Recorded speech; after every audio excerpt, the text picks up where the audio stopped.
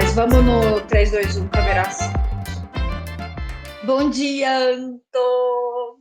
Bom, De como que manhã é? é Boa feriado. terceira onda de calor do caceta que a gente tá vivendo. Bom tudo.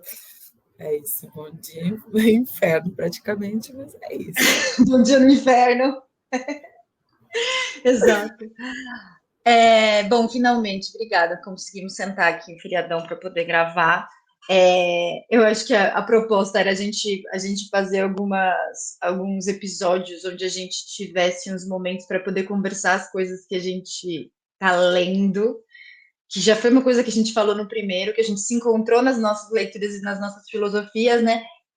E aí surgiu essa ideia de, tá, vamos ter alguns momentos onde a gente aproveita e bate papo sobre isso e grava, porque também é legal, né?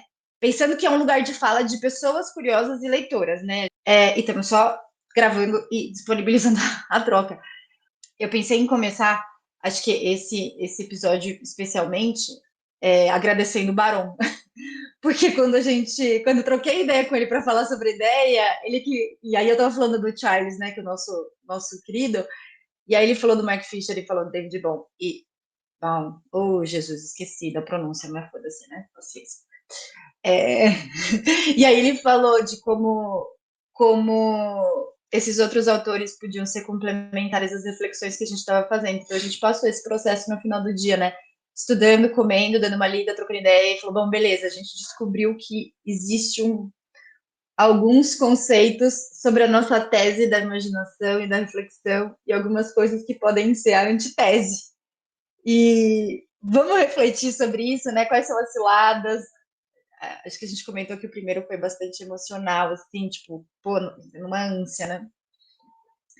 E agora eu acho que a gente vai para um episódio onde a gente não necessariamente se critica, mas a gente faz uma reflexão sobre um lado da moeda, né? Boa. Sim, o processo, sim, são três grandes autores, né, que no começo até eu estava tipo, caraca, isso aqui vai ser complexo de fazer conversar. E no final, hoje de manhã, eu fiz meio que tá, beleza, o que eu anotei, o que foi? Cara, eu acho que assim, ou eles eram amigos, ou eles tinham algumas e-mails aí fora do tempo dividindo, porque acho que conversa muito, sim. Só que, de fato, vem com a proposta de, peraí, vocês estão querendo falar da esperança, né? Vocês estão querendo falar desse convite para imaginar, para fazer com que essa desesperança talvez se transforme em novas oportunidades, crie futuros emergentes, futuros possíveis, mundos mais bonitos. Mas e o contexto, né? De onde que vocês partem para vocês conseguirem chegar nesse começo de reflexão, né? Então a gente até está dando um passo para trás, ou um passo para frente, mas com outra perspectiva, para questionar um pouco qual que é de fato essa proposta que a gente está trazendo, né? Eu acho que vai ser interessante. Estou animada. Sim, e eu acho que eu também estou animada porque a antitese padrão do convite para imaginar é você ser cético e extremamente realista, né? Realista, porque a gente ainda vai falar também que a realidade é projetada total, né? E eu acho que essa era uma antitese que não dava tanto gosto, né? A gente não queria muito entrar nesse assunto. Tipo, meu, quem tá muito nessa pegada não tá zero interessado no que a gente tá pensando, né? E aí, eu acho que essas outras leituras ofereceram um contexto de reflexão mais amplo, menos radical. Acho que, não sei, eu acho que pegou mais a gente, né? E, assim, bom, essa é a antitese talvez que eu quero explorar. Esse é o tipo de incômodo e provocação que eu acho mais produtiva para a vibe que a gente tá, né? Total. E eu fico refletindo muito assim, sobre essa superação da dicotomia, talvez mais clássica, de tipo otimismo, pessimismo, né? Céticos versus o que são utópicos, enfim, eu acho que seja mais um processo no qual você, tipo, é uma evolução no pensamento, talvez até na forma de olhar para a realidade, contextualizando ela de várias formas para chegar, então, sim, nesse desejo de, cara, existe formas de a gente criar mundos mais bonitos, existe oportunidade de imaginar, só que para chegar até lá, você precisa, talvez, ficar nessa antítese, né? De tipo, será mesmo? E eu acho que a ideia é, tipo, se você não se questiona, talvez você tá muito obstinado e fanático, né? Eu acho que parte da magia, e ele fala um pouco disso, né? Você cai um pouco nesse contexto de insegurança do eu acho que é isso. O Charles acho que fala isso, né? Eu acho que é isso, mas ao mesmo tempo você tá o tempo inteiro se questionando se você tá indo mesmo no caminho certo. Então acho que faz parte. E eu queria. Só vamos apresentar eles minimamente. Eu não tô com o Mark Fisher aqui, acho que a gente não tem, né? Mas estamos no Kindle. Mas eu acho que Boa. basicamente a gente se aprofundou muito no Mark Fisher e no realismo capitalista. E agradecer o canal do Ian Sim. Neves, né? Que fez uma super, acho que uma construção de conceitos, uma simplificação de conceito que ajudou também a gente a se inspirar. O Mark Fisher é um Sim. estudioso de cultura, né? E professor, né? Falecido. Temos o Charlie Eisenstein, que aqui habemos livro cheio de marcações, né? Porque é o nosso livro que acho que pariu a ideia do podcast, o mundo mais bonito que os nossos Sim. corações sabem ser possível. Eu acho que o que entra no contexto mais louco também é que ele é um matemático filósofo, e temos o David, físico filósofo, né? A gente vai ter algumas limitações em algum momento para conseguir entender. Mas aí o livreto que Barão passou pra gente, melhor indicação impossível, a totalidade e a ordem é implicada. E depois eu achei engraçado, né? Eu falei, caramba, que diversidade legal, né? Tá faltando umas mulheres aqui, a gente vai precisar de uma misturada depois nessas refs. Dentro do nosso contexto, dar uma misturada na filosofia e na área de exatas, eu já achei legal. E 3 conceitos, talvez valha até trazer, né? Que a gente vai pegar 3 grandes conceitos para falar sobre essa proposta de questionamentos, que é o realismo capitalista, o conceito de fragmentação e de interser, no final das contas, que o Charles traz, trazendo um ponto aí de esperança e desesperança sobre a sua tese, mas a proposta dele sobre o interser. Então, são esses 3 grandes conceitos que a gente vai explorar para não chegar a conclusões, porque também foi parte desse nosso papo prévio. A gente não está com ideia de chegar a uma conclusão fechada, mas sim fazer esse convite para ir levando até esse espaço de troca que a gente quer, esse convite para imaginar para as pessoas, para um outro nível de reflexão, né? Eu achei muito louco porque no ponto do Mark Fisher também, o Charles, ele pega as referências sobre a realidade tipo, já estabelecida, que ele fala, né, dessa realidade da separação, já meio que pré-determinada, assim, que é um pouco do que o Marx fala como realismo capitalista, né? Tipo, cara, esse realismo, essa realidade que vocês acham que é única, na verdade, ela está sendo criada, e vocês não estão questionando ela por alguns motivos muito evidentes que vocês não estão querendo ver, né? Sim, eu vou até aproveitar o gancho para amarrar com o conceito. Eu vou tentar dar uma improvisada para não ficar tão tosco, porque tem muita coisa de leitura, mas eu acho que no final do dia a vontade de fazer esse episódio era a pegada de, poxa, a gente quer sim se permitir ter o direito de imaginar, mas a gente também tem uma insegurança de, o quanto a gente romantiza os movimentos individuais das pessoas de poderem fazer coisas, transformar o mundo, imaginar coisas possíveis. Então tem essa questão de, poxa, você cai no perigo de entrar num processo de, faça o seu papel e o mundo vai mudar. E o contexto de que, na verdade, você pensar romanticamente em fazer um papel individual na sociedade é só mais uma forma de você manter o status quo. Porque o realismo capitalista ele traz isso, né? De que é mais fácil você imaginar o fim do mundo do que imaginar o fim do sistema.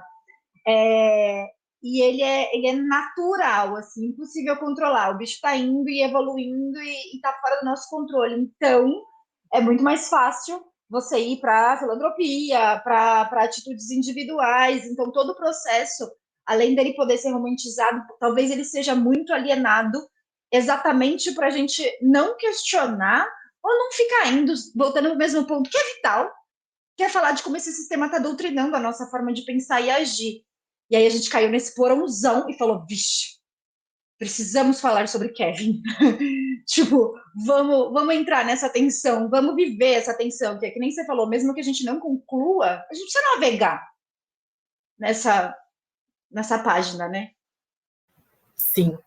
O que ficou para mim, assim, o que é o realismo capitalista, né? Porque é isso.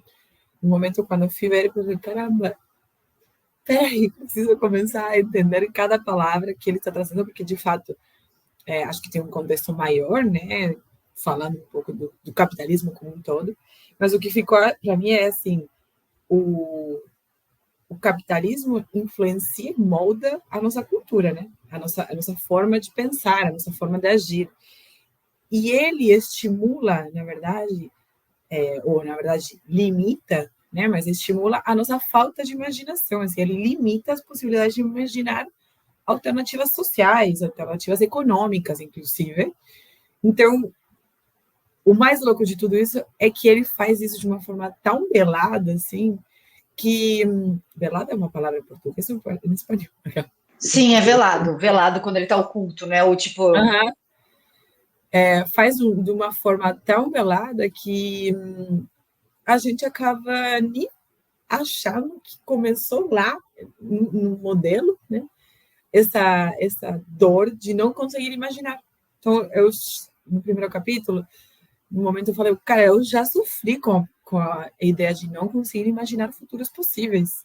o, talvez a gente, talvez eu até antecipe aqui alguma coisa do que a gente estava querendo discutir sobre o David, mas ele entra muito dentro desse contexto, né, de que ele fala que o homem vai criando teorias que depois ele transforma ele entende que é real, mas na verdade a forma dele fragmentar e ler os cenários e cria teoria, só que a teoria é uma performance da realidade, não necessariamente é a realidade, né?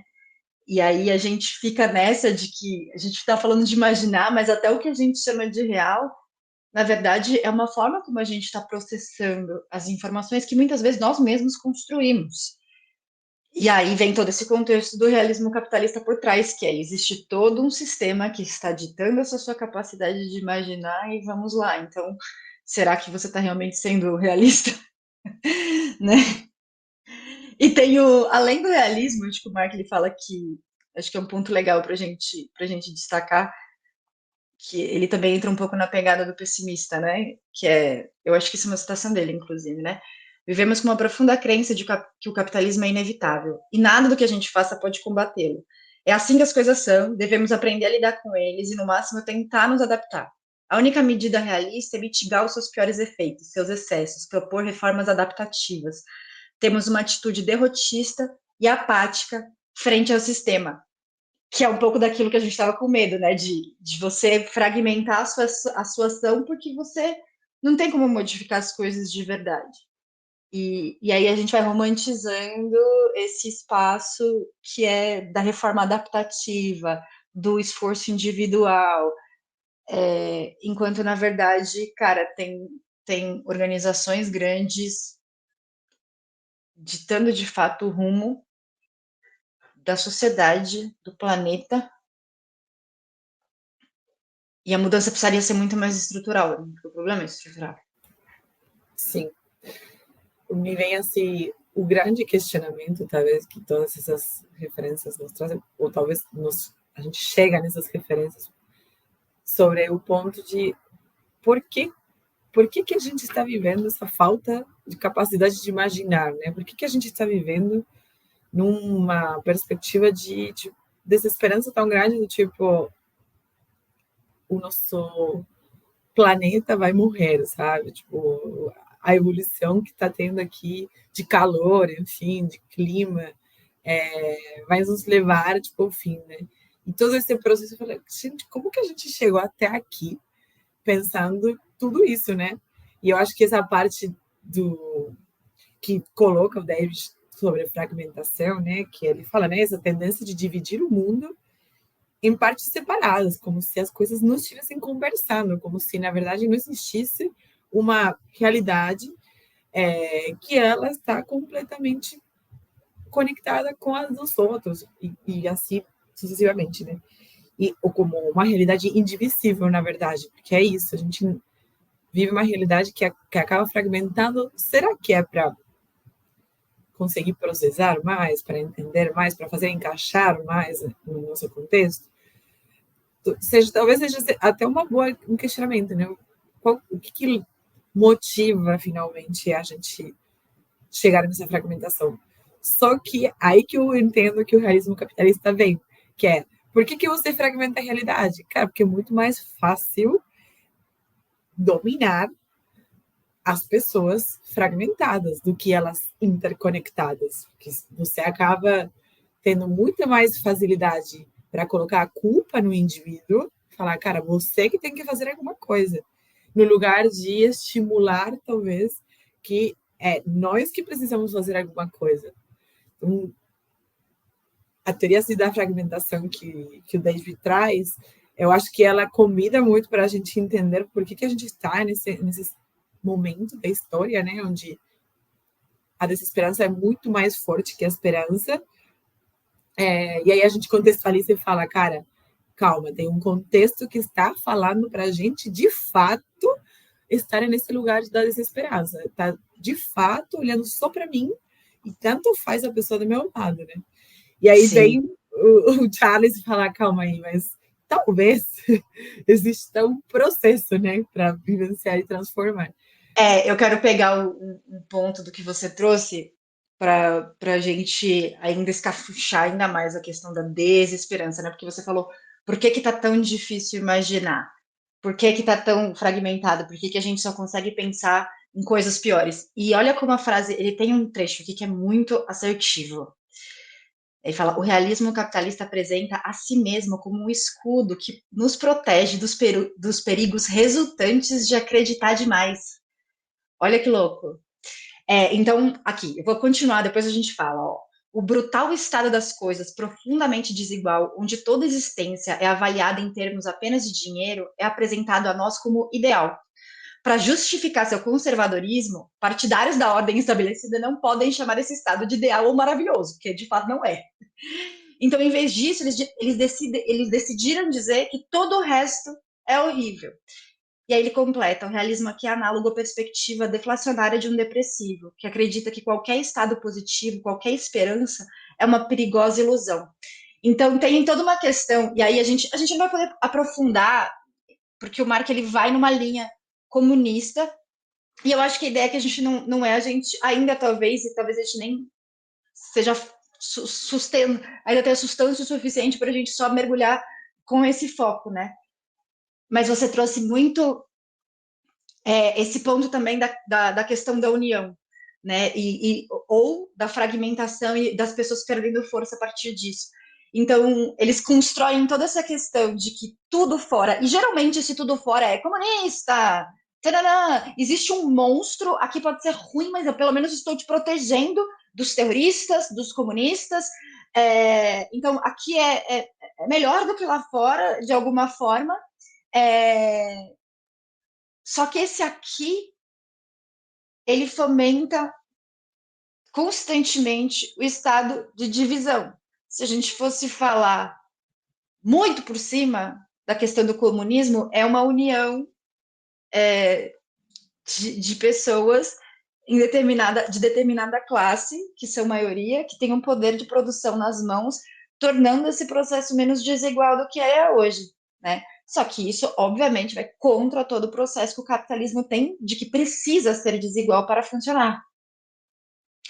Então, existe uma grande intenção de gerar desesperança e fragmentação, né? E é legal ele colocar essa perspectiva da depressão ainda, que por depois o Mike Fisher vai só, praticamente investiga muito a linha da saúde mental depois disso, que é como toda essa crença de desesperança, de que todo o resto é uma ilusão, eu tenho que acreditar que esse é o melhor contexto mesmo, vai ferrando a sua cabeça de vez, né? Sim, não, eu pensei direto assim na questão de saúde mental.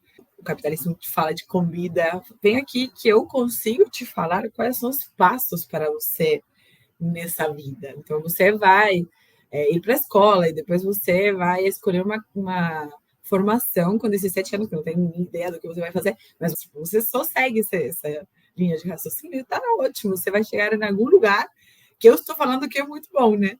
E esse lugar muito bom, com certeza, é um lugar bastante individualista, né? Tipo assim, bastante isolado. Então, eu acho que um convite assim, bem perverso, é que eu acho que o capitalismo é bem perverso mesmo, no sentido de te chamar para uma coisa e ele ser talvez a fonte dessa dor, né? Tipo, eu vou curar essa dor de você, mas eu sou a fonte dessa dor. E aí que veio esse convite que a gente traz, eu acho que essa é a grande proposta, talvez, quando eu ia estudando para o dia de hoje, veio muito a minha sensação de, cara, o convite para imaginar, ele está sendo o convite para a gente despertar, assim, tipo, primeiro, você não está sozinho, segundo, a gente pode e deve falar sobre o que está doendo, mas para a gente conseguir passar para um outro estadio, uma outra step, assim, uma outra dimensão, que é o que a gente faz com tudo isso, né? Tipo, como que a gente pode combinar esse processo? Eu acho que no final, talvez esse episódio principalmente, mais do que para imaginar, é um convite para outro estado de consciência, né? Tipo, coloca a lente, reflete sobre essa parada da fragmentação e da separação e olha como isso se reflete no seu entorno, né? Hoje a gente fala muito de bateria social, as pessoas estão cada vez mais, né? A gente teve um choque de isolamentos e um milhão de coisas e as pessoas nem estão conseguindo mais voltar. A gente retrocedeu muito nessa fragmentação do contato. A gente está falando de reforma do ensino médio, onde você tem dois conhecimentos apenas que realmente são importantes e depois você escolhe o que você quiser, que óbvio não é uma escolha. Óbvio, as escolas nem conseguem oferecer um poder de escolha para as pessoas. Então, mais uma vez, você está fragmentando o ensino, dando o mínimo possível para que essa pessoa, inclusive, defina a vida dela no momento que ela nem tem maturidade para isso e tenha que seguir o flow da esteira do recebe um salário, paga seu feijão e embora, né? E é engraçado. Enfim, eu acho que dá para parar e ficar pensando em um milhão de coisas onde a lógica da fragmentação tá rolando no nosso dia. E é mó louco, sabe? Porque agora, fazendo um grande parêntese, talvez nem entre na gravação, mas eu estava conversando com o Mendes exatamente sobre isso, quando a gente tá falando do papel do PM. E ele falou, cara, eu não sei mais se eu acredito num papel de produto puramente. Talvez eu acredite no papel de um design que é o UI, que é o UX e tem visão de produto e aquilo é integrado, transborda, de um desenvolvedor que tem essa visão também, do front, que pode ser designer e pode ter uma visão de experiência foda, mas ele falou assim, eu não sei mais, parece que a gente está separando as coisas e fragmentando um conhecimento, não vejo mais propósito nisso. E aí a primeira página da fragmentação do capítulo de fragmentação do David fala exatamente disso. Eu mandei um print pro Mendes e falei, é sobre isso, né? É sobre fragmentar tanto conhecimento que é quase que a gente fica chamando de squad do caralho a quatro, mas a gente só deu um rebrand no Fordismo, sabe?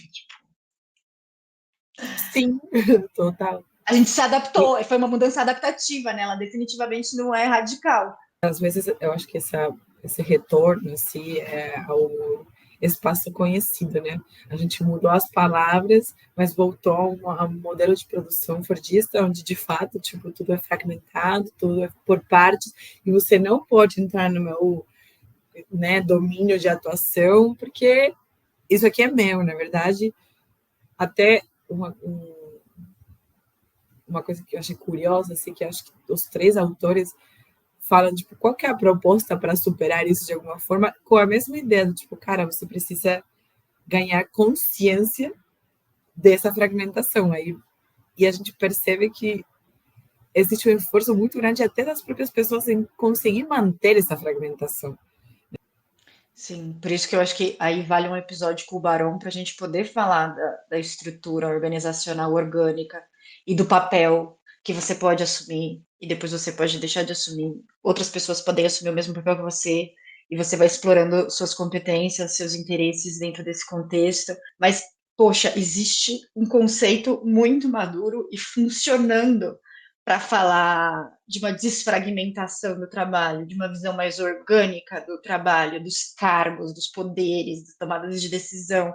Acho que essa é a nossa proposta, né? Tipo, a gente está aqui passando pelas trevas da desesperança, de, nossa, enxerga o mundo com a lente, vai começar a ficar meio chato, você vai querer desver algumas coisas, mas eu acho que a nossa proposta depois vai ser essa, ir trazendo pessoas que estão trazendo outros conceitos possíveis, tipo, meu, eu acredito, tem uma dose aqui de radicalismo, disrupção, mas está acontecendo aqui na vida real, gente, calma.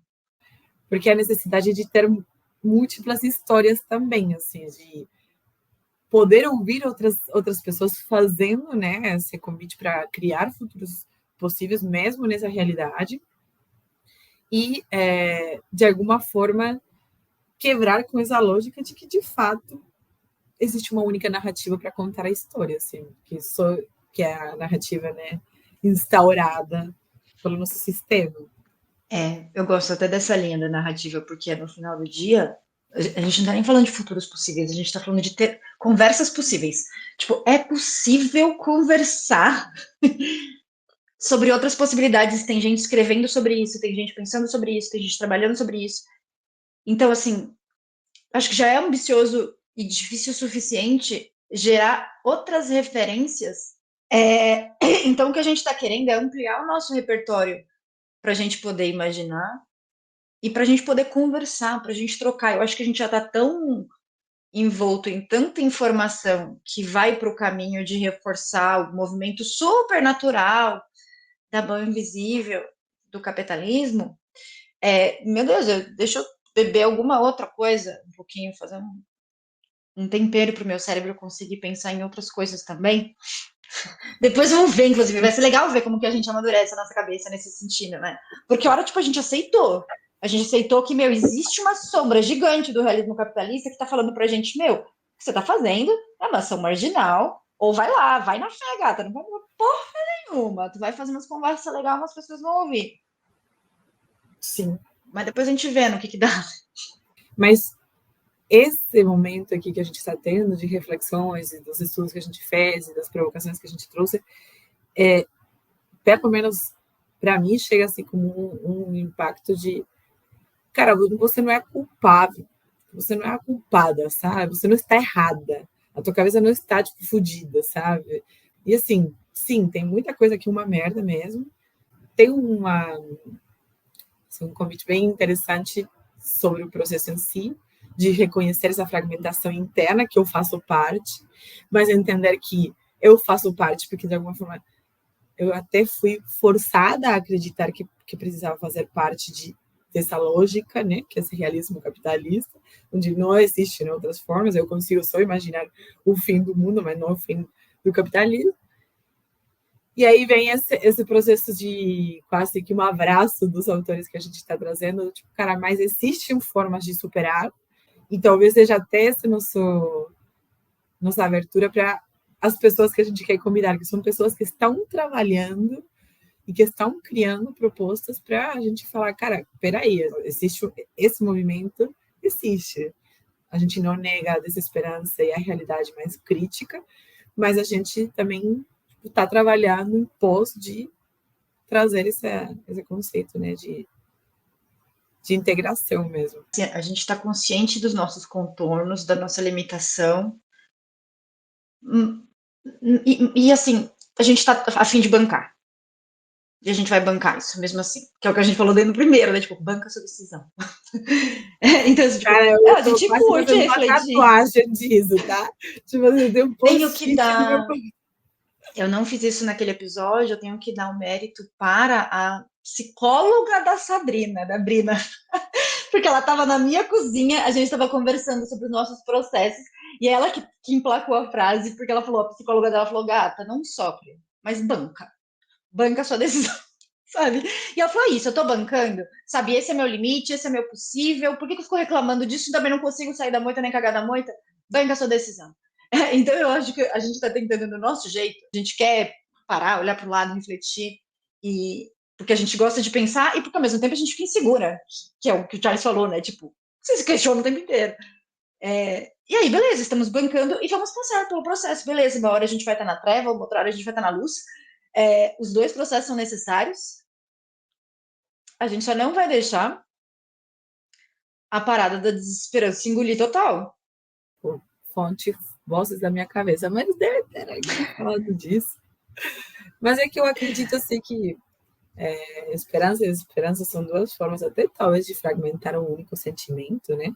Que tem a ver com, tipo, de fato, você estar conseguindo viver a sua jornada aqui, né? E aí você se coloca tipo, numa questão bastante ambivalente, onde na verdade é única, tipo, o processo de esperança e desesperança é único.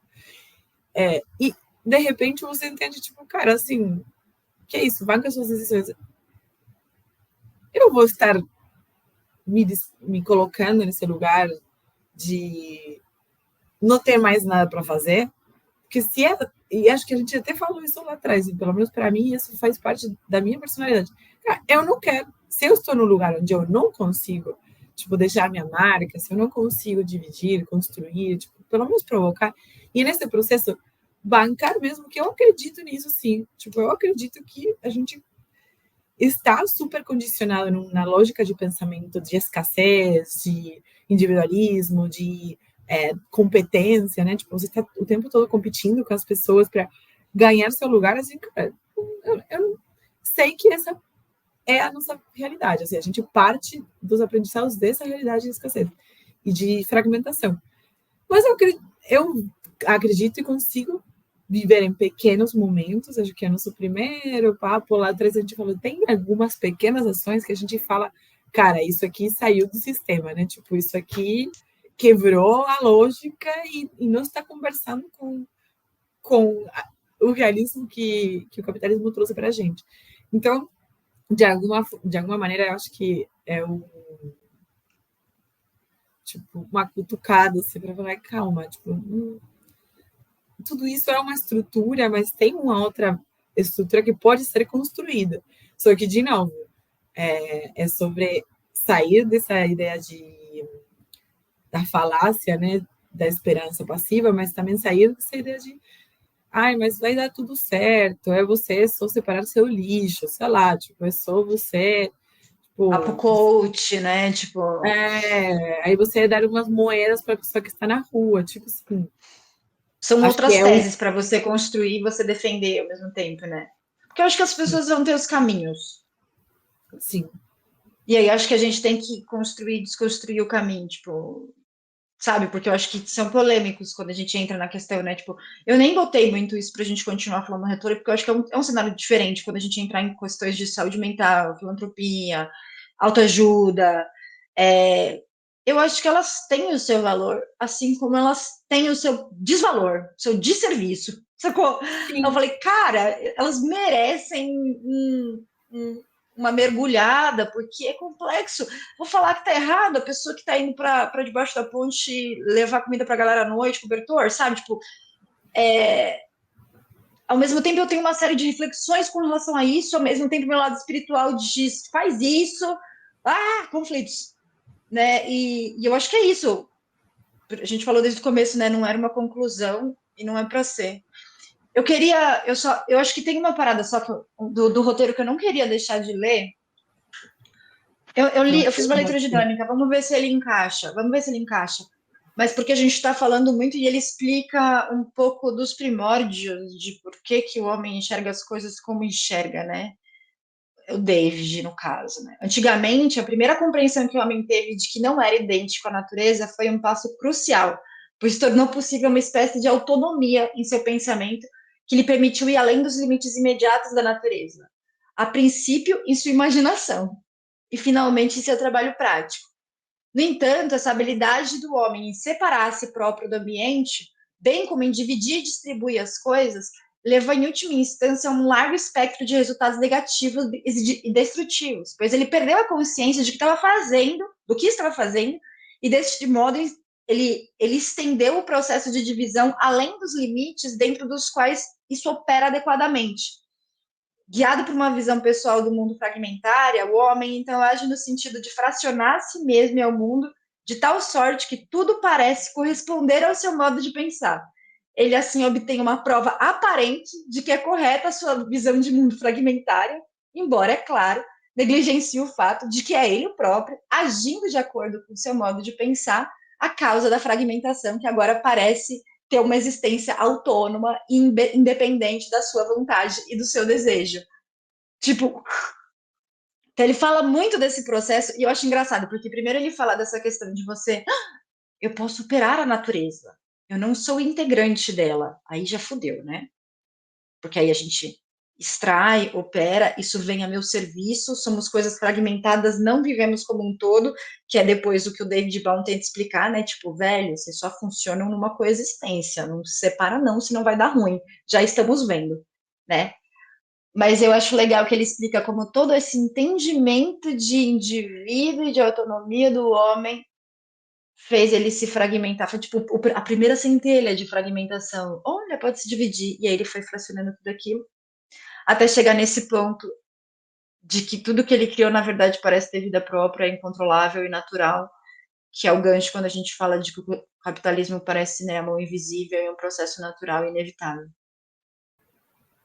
Porque ele explica, tipo, quase que o processo de subjetivação, assim, né? Tipo, que essa é a base de onde a gente parte, né? Começa a voltar e falar, cara, peraí, mas na verdade não era necessário passar por essa fragmentação, essa divisão, né? Do ser com o outro, com o meu mundo externo, para tipo, evoluir como um ser humano. Né? Na verdade, a gente poderia fazer isso juntos, sim, ter quem perde e quem ganha, né? Mas é uma lógica, uma lógica de poder, claramente, né? Mas bem delicada, que frita muito assim a cabeça, porque você fica, tá, então precisa respirar fundo. Por isso que eu gostei, eu queria destacar esse trecho do David, porque ele vai explicando a nossa angústia, do tipo, olha, o mundo se entendeu autônomo, sabe, tipo, Adão e Eva estavam no paraíso, sabe, tipo, ele dá uma voltada importante, porque senão a gente fica travando e criando hipóteses, mas é um ponto de vista muito válido para a gente conseguir entender minimamente que, poxa, tudo aquilo partiu de eu me imaginar separado de um todo, imaginar e a partir disso começar a criar. Agora faz algum sentido, né? E talvez a gente, é o que você está falando, a gente vai, a busca por identidade, as dinâmicas de poder, as dinâmicas de amor e união, tudo isso vão ser coisas que talvez a gente vai precisar ficar de novo, né? Dar uma mergulhada nesse processo para poder refletir. Mas é engraçado, porque você vai vendo, acho que a nossa geração, a gente conseguiu ver esse salto lógico muito grande, né? Tipo, as coisas eram um pouco mais lentas. A nossa vida aí, da adolescência para cá, velho. Vem na versão idosas que falam do passado. E eu acho engraçado, sabia? Porque eu lembro no ensino médio, a gente estudando globalização e fazendo um exercício imaginativo mesmo de todo o potencial que aquilo tinha. E aí eu lembro muito, eu não lembro dos contras, mas eu lembro muito da gente falando da capacidade de se comunicar, de ampliar, né? Tudo que a globalização tinha para conectar outras pessoas e ampliar. E talvez o que a gente está indo é num contexto de não ser. Bom, não necessariamente, ou provavelmente não, você não está ampliando e diversificando, você está criando uma chapa onde todo mundo tem as mesmas referências e começa a buscar se comportar da mesma forma. Que talvez eu acho que não. Bom, na minha época, ensino médio lá, com a nossa cabeça, acho que a gente estava um pouquinho mais positivo, né, com relação à troca. E não entendendo como a globalização é uma forma de colonização cultural, né? Tipo, é isso. Sim. Estranhão. É bem assim. E eu acho que tudo hoje que é meio que. E tem muita coisa gourmetizada, né? Tipo, sei lá, aí a gente vai criando o artesanal, mas é tudo muito na pegada do gourmetizar a experiência específica. Não é um resgate da individualidade, da sua cultura, da sua ancestralidade. É só uma forma de vender mais um bagulho agora que tá tudo igual e você precisa ser diferente. Sim, e é muito contraditório, porque, na verdade, a proposta da integração que é feita por meio da globalização, ou essa promessa que foi feita de a gente está se integrando, né? A gente está integrando culturas, está integrando pessoas, na verdade, estimula muito mais a fragmentação ou a separação. Então, é muito louco, porque é, tipo, bem antíteses, assim, né? Tipo, a gente vai se integrar, mas para se integrar, a gente precisa se separar um pouco. Meio que me dá a sensação que veio É, desse que ponto. é a pegada do processo de individuação versus o processo coletivo, né? Isso me deu uma tilt na terapia, assim, tipo. E aí me deu um tilt maior, né? Porque aí eu fiquei muito do processo da individuação, e aí quando a gente começa a olhar e falar, tá, mas o caminho extrapolado tóxico disso é você seguir a linha da fragmentação, do isolamento.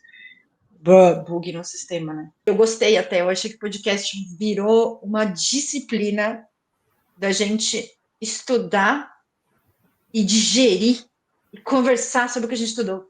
Eu falei, cara, se for isso, Muito se eu bom, já zerei a vida, já gostei.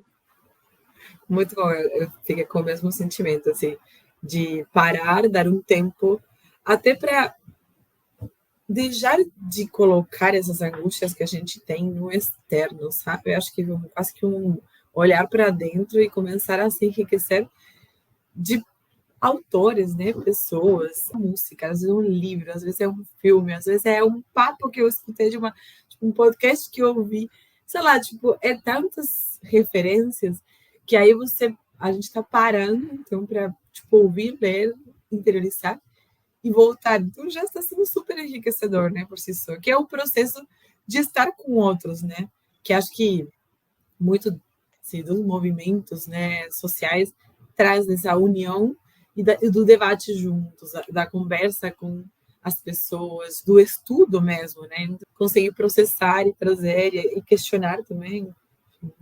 Achei muito bom. Para mim também está sendo um processo super até de novas subjetividades, de construções de novas subjetividades, né? De ressubjetivização.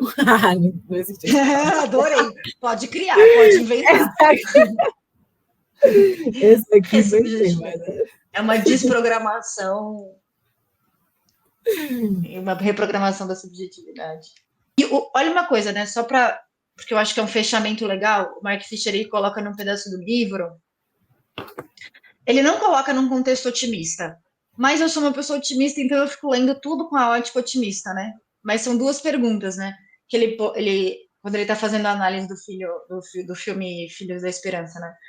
Ele fala quanto tempo pode durar uma cultura sem o novo? O que acontece quando os jovens já não são mais capazes de produzir surpresas?